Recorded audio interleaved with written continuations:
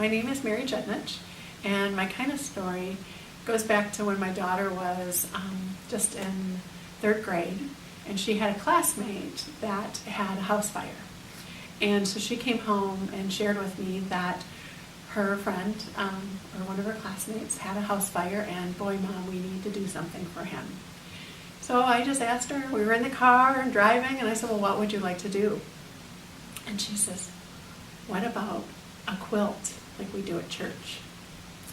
So this is a ripple effect of kindness story, because Sydney would never know about the prayer quilts unless she had seen what we've done at church.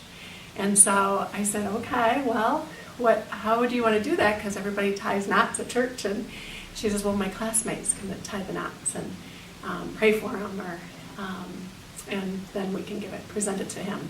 So she found out about what his favorite college was, and it was a little difficult for me to sew because it was U of M versus MSU, but it was, we got the right colors and did a U of M theme for him. And then she went to her principal and said, can I have my class tie knots in the quilt? And so the principal said, you know what, I don't want it just to be your class. I want the whole school to be able to tie knots for him.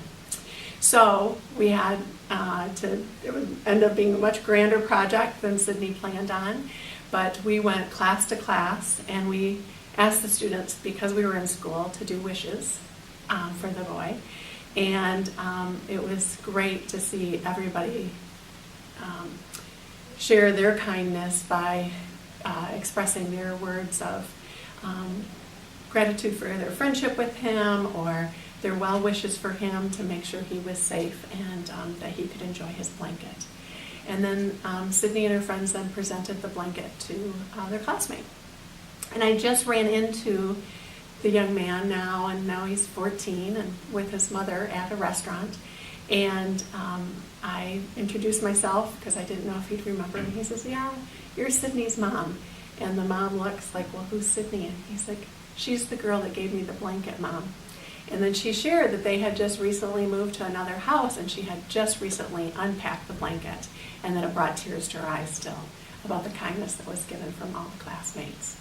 So that's the story that I have, and the ripple effect of, you don't know what kind of mentor you're being when you do those times at the front of the congregation, or the women that sew those quilts for our congregation, and the mentorship that you do and pass on that continues on through the community.